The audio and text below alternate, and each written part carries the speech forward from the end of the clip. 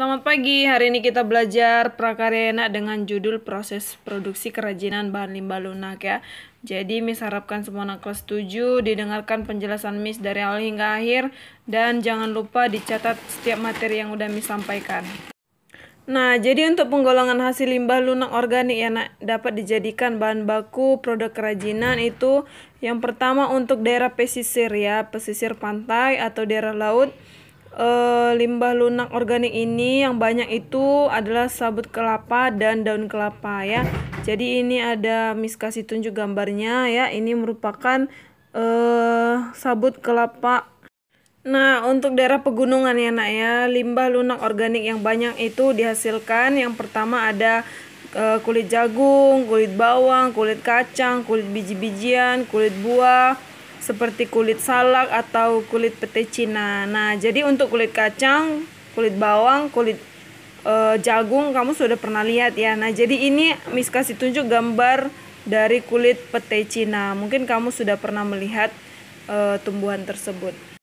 Nah, untuk daerah pertanian ya nak ya, jadi limbah lunak organik itu yang dapat dijadikan sebagai bahan kerajinan tangan itu yang pertama adalah jerami, kemudian kulit jagung, batang singkong, kulit bawang, dan pelepah pisang. Nah, jadi ini gambar yang Miss kasih tunjuk adalah gambar dari jerami. Jerami itu merupakan batang dan daun pada tumbuhan padi yang telah menguning. Nah, selanjutnya untuk daerah perkotaan ya nak ya. Jadi limbah lunak organik itu yang dihasilkan di perkotaan itu biasanya berupa kertas, kulit telur, serbuk gergaji, dan serutan kayu. Nah, jadi ini gambar yang Miss kasih tunjuk ini adalah serbuk gergaji dari kayu ya. Jadi kayunya itu digergaji kemudian menghasilkan serbuk-serbuk seperti gambar berikut.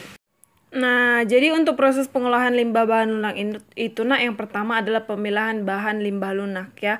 Jadi limbahnya itu harus dipilih-pilih ya, yang mana yang layak dipakai, yang mana tidak layak dipakai. Jadi tidak boleh semuanya dipakai, dilihat dulu kualitas dari limbah tersebut, apakah layak dipakai atau tidak. Nah, yang kedua adalah proses pembersihan limbah ya. Nah, jadi limbah itu harus dibersihkan supaya zat-zat sisa atau zat-zat yang menempel pada limbah tersebut tidak yang namanya mengganggu kualitas dari limbah tersebut. Jadi proses pembersihan ini bisa digunakan menggunakan air, bisa menggunakan alkohol, dan bisa menggunakan yang namanya lap kering atau lap basah. Nah, proses yang ketiga adalah pengeringan ya. Jadi pengeringan ini nak bisa menggunakan yang namanya proses konvensional, yaitu dengan pengeringan di bawah sinar matahari, atau bisa juga melalui dengan proses penganginan. Nah, tahap selanjutnya adalah pewarnaan bahan limbah lunak. Jadi setelah dikeringkan, bahan limbah lunak tersebut diwarnai dengan warna yang sedemikian rupa supaya menarik. Pewarnaan ini bisa dilakukan dengan metode-metode tertentu, bisa dengan menggunakan pilox, bisa menggunakan cat kayu, bisa menggunakan metode celup, dan lain sebagainya. Nah, tahap yang keempat adalah pengeringan setelah pewarnaan. Jadi tadi kan sudah diwarnai, nah jadi dilakukan yang namanya pengeringan kembali. Jadi warna tersebut bisa kering dan menempel pada permukaan tekstur limbah tersebut. Jadi proses pengeringan ini nak bisa dilakukan dengan cara pengeringan yang di awal tadi, yaitu diletakkan di bawah sinar matahari, atau bisa juga dengan menggunakan proses penganginan supaya warnanya menjadi kering dan menempel.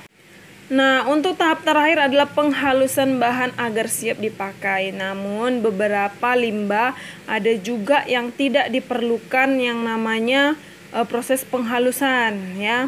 Ada juga yang membutuhkan proses penghalusan. Contoh bahan limbah yang memerlukan proses penghalusan itu contohnya seperti kayu ya, seperti kayu, kemudian triplek, dan lain-lain. Namun untuk yang tidak memerlukan penghalusan itu contohnya seperti kulit bawang, kulit jagung, dan kulit tumbuh-tumbuhan lainnya. Jadi, nah itu aja materi kita hari ini ya nak, mengenai proses pengolahan limbah bahan lunak dan juga yang namanya penggolongan hasil limbah lunak organik di berbagai daerah.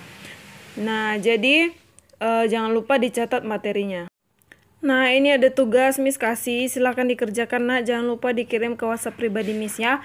Oke, sampai di sini pertemuan kita and see you next time.